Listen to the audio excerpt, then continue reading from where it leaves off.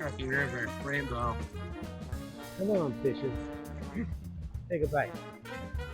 All right, welcome here. Dave here, owner and guide at Current Fly Fishing. We're here on the Truckee River in Reno. Just took off from one of the local parks. Kind of one of my favorite spots through town here. Houses on either side. Anyway, we're doing some Euro nymphing today. So we've got our 4-weight Echo Shadow 2 rod here. I think it's 10.5 feet long. We've got a real long, thin monofilament leader. I believe we're working with 10 or 12 pound tests. It's about 25 feet long. We've got some cider material up there and a really long length of tippet below that. We're looking at almost 9 feet. I was fishing something pretty deep the other day, and so we just left it on there. Nice thing about Euro nymphing is you can lift and lower that rod tip to adjust the depth while you're drifting, which kind of sets it apart from indicator fishing where you set it and you've got to readjust to make a difference there. Anyhow, we're going to see if we can get out and catch some fish. Take a quick water temp while we're chatting here. Lately, things have been finding success with little blue wing olive patterns, little pheasant tail patterns, things like that. And that's exactly what we got tied on right now. Thermometer is giving us 49 degrees Fahrenheit. So it's warming up. I was out the other day and it did break 50, and I was upstream of here. So I definitely think it'll break 50 degrees today. And that's kind of where you get into that. It's kind of the threshold, right? So it's April right now. It's the last one of the last days in April, 26, 7, something like that. But we've had an unusual winter. It's been really warm, but the water's still cold. That 40-degree range, anywhere in there, it's pretty chilly. Fishing, you can still catch them, but it's tough. When the water gets up above 50, we start seeing activity, a lot more activity from the trout. They start needing to eat more. The demand for food is there. So we're watching the thermometer right now this time of year for temperature in the upward direction.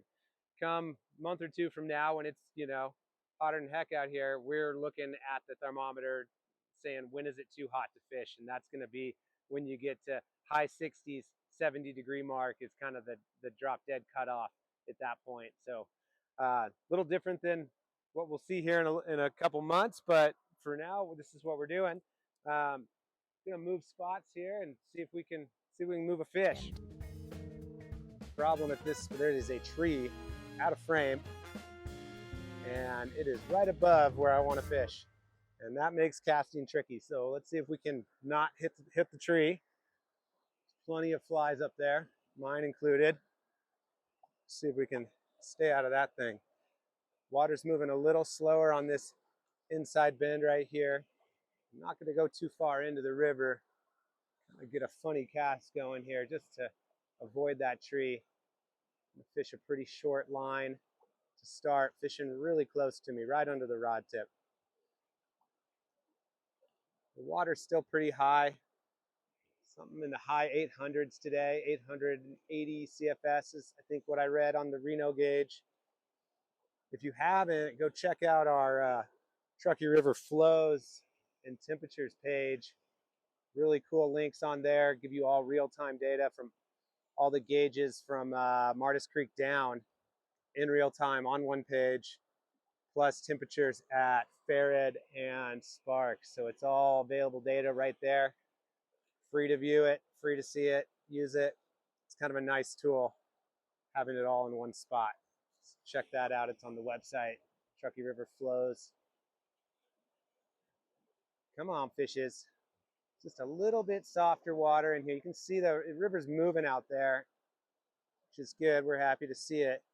But usually that tends to push the fish to the edges of the river in these softer little seams.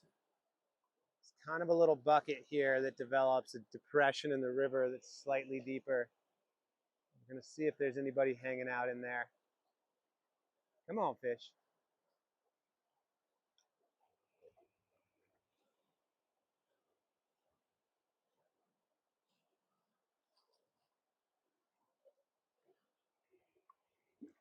While we're fishing, we're also looking for insect activity. People usually ask, oh, when's the fishing good? Well, fishing's good when the bugs are out, when the food's out. So we're watching an eye on that. Haven't seen a whole lot of activity yet, but I would imagine once we break that 50-degree mark, we're going to see,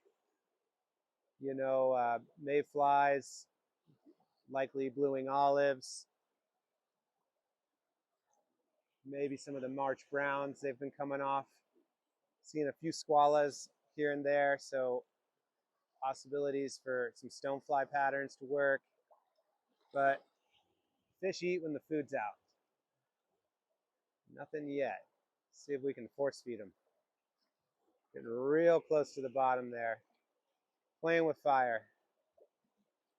Oh, almost snagged. Come on, fish. Conditions like this, the fish are going to hang real close to the bottom. One of the reasons Euro nymphing works well on this river is it's a fast river. Most of it moves pretty quick. And the current is much slower on the bottom than it is on the surface. The water kind of slides over itself. That's one of the qualities that water has, right? So in a river, the friction of the rocks near the bottom slows that water down. And the current is actually moving much slower around my feet than it is around my almost waist now. I can feel that difference just in my own legs, and the fish can certainly feel it too. So they are going to hug the bottom of the river a lot of times. It's one of the reasons the Truckee is a challenging river to fish.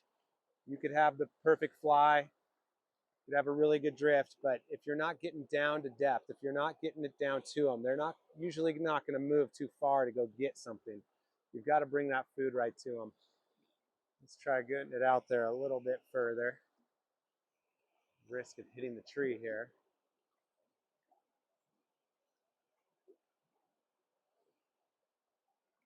Euro nymphing, no bobber, nothing resting on the surface. It's just thin line going right down into the water.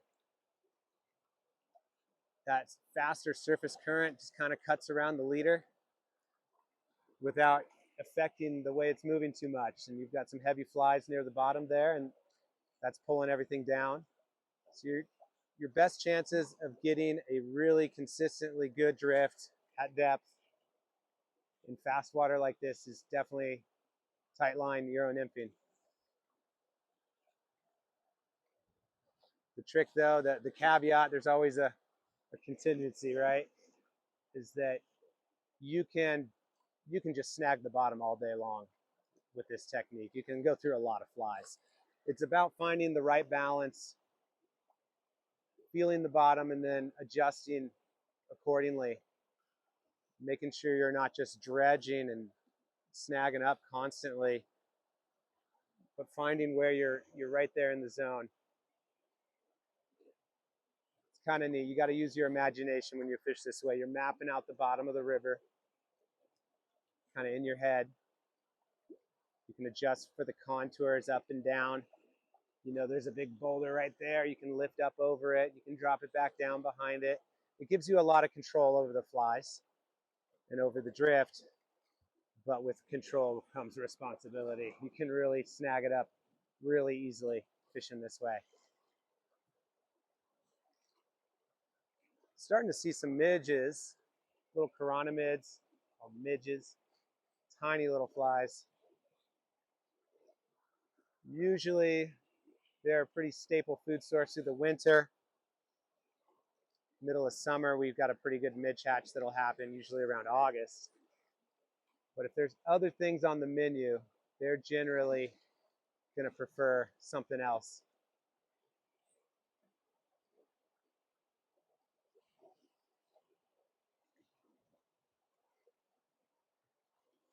All right.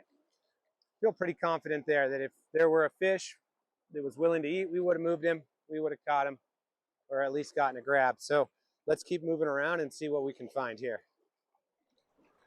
Come on, fishes. Take a bite.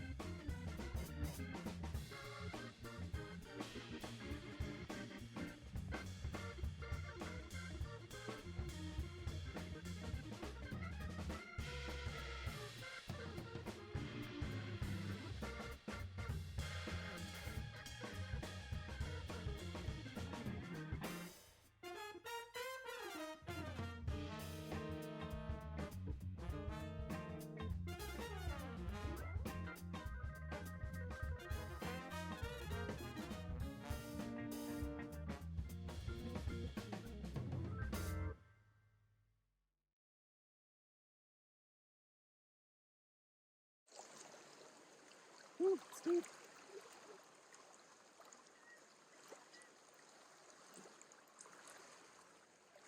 Alright, here it is. That was a grind. A lot colder today than recent. Likely explain the apathy in these fish, but here we go. Truckee River, rainbow.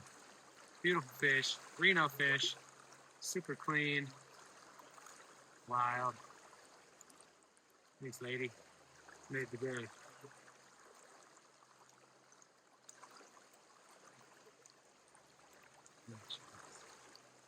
Cool. All right. Well, we worked hard for that one.